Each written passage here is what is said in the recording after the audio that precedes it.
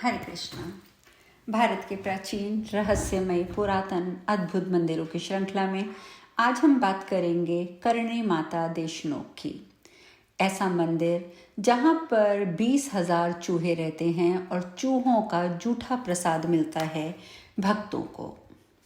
यदि आपके घर में आपको एक भी चूहा नजर आ जाए तो बेचैन हो उठते हैं। आप उसको घर से भगाने की तमाम तरकीबें लगाते हैं, तमाम कोशिशें करते हैं, क्योंकि चूहों को प्लेग जैसी भयंकर बीमारियों का कारण माना जाता है। लेकिन क्या आपको पता है कि हमारे देश में माता का एक ऐसा मंदिर भी है जहाँ पर 20,000 चूहे रहते हैं और मंदिर में आने वाले भक्तों को चूहों का जूठा किया हुआ प्रसाद ही दिया जाता है। आश्चर्य की बात यह है कि इतने चूहे होने के बाद भी मंदिर में बदबू नहीं है। आज तक कोई बीमारी नहीं फैली है। यहाँ तक कि चूहों का जूठा प्रसाद खाने से भी कोई भक्त बीमार नहीं हुआ है। इतना ही नहीं, जब आज से कुछ दशकों पूर्व पूरे भारत में प्लेग फैला था, तब भी इस मंदिर में भक्तों का मेला लगा रहता था और वो चूहों का जूठा प्रसाद खाते थे। और ये मंदिर इतना अनोखा मंदिर इसीलिए है। ये मंदिर स्थित है राजस्थान के ऐतिहासिक नगर बीकानेर से लगभग 30 किलोमीटर दूर देशनोक में। इस मंदिर का नाम है करणी माता का मंदिर, जिसे चूहों वाली माता, चूहों वाला मंदिर, मूषक मंदिर के नाम से भी जाना जाता है। माना जाता है करणी माता, जिन्हें कि भक्त माँ जगदम्बा का अवतार मानते हैं, इनका जन्म 1387 में एक चारण परिवार में हुआ था। उनके बचपन का नाम रिघुबाई था। रिघुबाई की शादी साठिका गांव के किपोजी चारण से हुई, लेकिन शादी के कुछ समय बाद ही उनका मन सांसारिक जीवन से ऊब गया। इसीलिए उन्होंने किपोजी चारण की शादी अपनी छोटी बहन गुलाब से करवाकर खुद को माता की भक्ति और लोगों की सेवा में लगा दिया। जन कल्याण, अलौकिक कार्य और चमत्कारी शक्तियों के कारण रिघुबाई को करणी माता के नाम से स्थानीय लोग पूजने लगे। वर्तमान में जहाँ ये मंदिर स्थित है, वहाँ पर एक गुफा में करणी माता अपनी इष्ट देवी की पूजा किया करती थी। यह गुफा आज भी मंदिर के परिसर में है। कहते हैं करणी माता 151 वर्ष जिंदा रहकर 23 मार्च 1538 को ज्योतिर्लिन हुई थी। इनके ज्योतिर्लिप्त होने के पश्चात भक्तों ने उनकी मूर्ति की स्थापना करके उनकी पूजा शुरू कर दी। तब से अब तक ये पूजा निरंतर चल रही है। करणी माता बीकानेर के राजघराने की कुल देवी हैं, क्योंकि पहले वो अपनी कुल देवी की पूजा जिस गुफा में करती थी, जहाँ उनका मंदिर बना, पर आज भी कहते हैं कि जो बीकानेर का राजघराना है वो अपनी कुल देवी करणी माता को ही मानते हैं। कहते हैं कि उनके आशीर्वाद से बीकानेर और जोधपुर रियासत की स्थापना हुई थी। करणी माता के वर्तमान मंदिर का निर्माण बीकानेर रियासत के राजा गंगा सेन ने 20वीं शताब्दी की शुरुआत में करवाया था।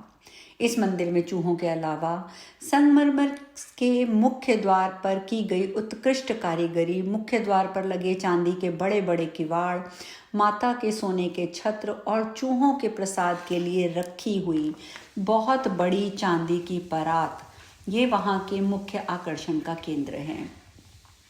यदि हम चूहों की बात करें तो मंदिर के अंदर चूहों का एक छत्र राज है। मंदिर के अंदर प्रवेश करते ही हर जगह चूहे ही चूहे नजर आते हैं और चूहों की अधिकता का अंदाज़ा इस बात से लगाया जा सकता है कि मंदिर के अंदर मुख्य प्रतिमा तक पहुंचने के लिए आपको अपने पैर घसीटते हुए जाना पड़ता है, क्योंकि यदि आप पैर उठाकर रखते हैं तो उसके नीचे किसी चूहे के घायल होने की आशंका हो जाती है, जो कि अशुभ भी माना जाता है। इस मंदिर में करीब 20,000 काले चूहों के साथ कुछ सफ़ेद चूहे भी रहते हैं। इन चूहों को ज़्यादा पवित्र माना जाता है।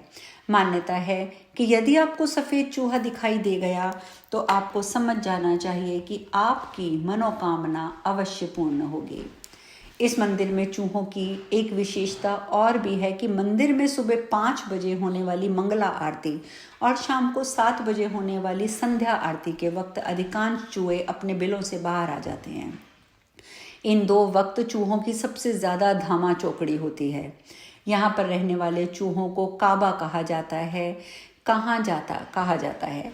माँ को चढ़ाए जाने वाले प्रसाद को पहले चूहे खाते हैं, फिर उसे बांटा जाता है। चील, गिद्ध, दूसरे जानवरों से भी इन चूहों की रक्षा के लिए मंदिर के खुले स्थानों पर बारीक जाली को लगाया गया है।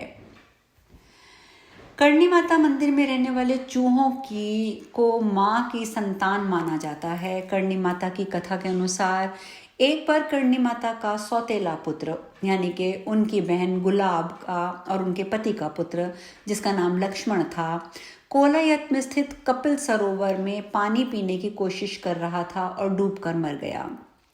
जब करणी माता को यह पता चला तो उन्होंने मृत्यु के देवता यम को उसे पुनः जीवित करने के लिए प्रार्थना की।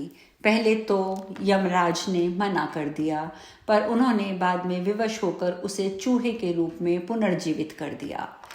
हालांकि बीकानेर के लोकगीतों में इन चूहों की एक अलग कहानी बताई जाती है, जिसके अनुसार एक बार 20,000 सैनिकों की एक सेना देशनोक पर आक्रमण करने आई, जिन्हें माता ने अपने प्रताप से चूहा बना दिया और अपनी सेवा में रख लिया। तो कहने का तात्पर्य ये है कि ये दो अलग अलग कथाएं वहाँ पर प्रचलित हैं, पर कथा कोई भी हो, है तो ये रहस्यमयी। इस मंदिर के साथ ही आज हम पुनः एक बार कामाख्या मंदिर की चर्चा करेंगे और उनके कुछ और अनसुलझे रहस्यों के बारे में बात करेंगे। ये तो आप जानते ही हैं कि 51 शक्तिपीठों में कामाख्या का स्थान बहुत ऊपर है, क्योंकि यहाँ पर माता रानी की योनि का भाग गिरा था और इस मंदिर के गर्भगृह में योनि के आकार का ही एक कुंड है जिसमें से जल निकलता रहता है और ये योनि कुंड कहलाता है। ये योनि कुंड लाल कपड़े और फूलों से हर समय ढका रहता है। इस मंदिर में प्रतिवर्ष अम्बुबाची मेले का आयोजन किया जाता है, जिसमें देश भर के तांत्रिक और अघोरी हिस्सा लेते हैं।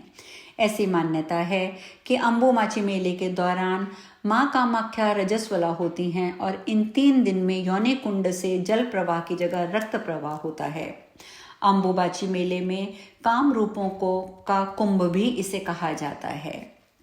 और माँ कामाख्या देवी की रोजाना पूजा के अलावा भी साल में कई बार कुछ विशेष पूजाओं का भी आयोजन किया जाता है। इनमें पोहन बिया, दुर्गा ड्यूल, बसंती पूजा, मडान ड्यूल, अम्बुबाकी और मनसा पूजा प्रमुख हैं। दुर्गा पूजा हर साल सितंबर-अक्टूबर के महीने में नवरात्रि के दौरान इस पूजा का आयोजन किया जाता है। अम्बुबाची पूजा, ऐसी मान्यता है कि अम्बुबाची पर्व के दौरान माँ कामाख्या रजस्वला होती हैं और 3 दिन के लिए मंदिर बंद कर दिया जाता है और चौथे दिन जब मंदिर खुलता है तब उस दिन विशेष पूजा अर्चना की जाती है। पोहन बिया, पूसा मास के दौरान भगवान कमरेश्वर और कामेश्वरी के बीच प्रतीकात्मक शादी के रूप में ये पूजा की जाती है। दुर्गा ड्यूल पूजा, फागुन के महीने में ये पूजा कामाख्या में की जाती है। बसंती पूजा, ये पूजा चैत्र के महीने में कामाख्या मंदिर में आयोजित की जाती है। और मडान ड्यूल पूजा चैत्र के महीने में भगवान कामदेव और कामेश्वरा के लिए ये पूजा की जाती है। कामाख्या के शोधार्थी एवं प्राच्य विद्या विशेषज्ञ डॉक्टर दिवाकर शर्मा वह कहते हैं कि कामाख्या के बारे में किंवदंती है कि घमंड में चोर असुर राज नरकासुर एक दिन माँ भगवती कामाख्या को अपनी पत्नी के रूप में पाने का दुराग्रह कर बैठा। कामाख्या माया ने नरकासुर की मृत्यु को निकट मानकर उससे कह दिया कि यदि तुम इसी रात में नील पर्वत पर चारों ओर पत्थरों से 4 सोपान पथों का निर्माण कर दो और कामाख्या मंदिर के साथ एक विश्राम गृह बनवा दो तो मैं तुम्हारी इच्छानुसार पत्नी बन जाऊंगी, और यदि तुम नहीं कर पाए तो तुम्हारी मृत्यु निश्चित है। गर्भ में चूर असुर ने पथों के 4 सोपान प्रभात होने से पूर्व पूर्ण कर दिए और विश्राम कक्ष का निर्माण कर ही रहा था कि महामाया ने एक मायावी कुक्कुट अर्थात मुर्गे द्वारा रात्रि समाप्ति की सूचना दे दी, जिससे नरकासुर ने क्रोधित होकर मुर्गे का पीछा किया और ब्रह्मपुत्र के दूसरे छोर पर जाकर उसका वध कर डाला। यह स्थान आज भी कुट्टाक चक्की के नाम से विख्यात है। बाद में माँ भगवती की माया से भगवान विष्णु ने नरकासुर असुर का वध कर दिया। कामाख्या देवी के दर्शन से पूर्व महाभैरव उमानंद, जो कि गुवाहाटी शहर के निकट ब्रह्मपुत्र नदी के मध्य भाग में एक टापू पर स्थित हैं, उनका दर्शन करना आवश्यक है।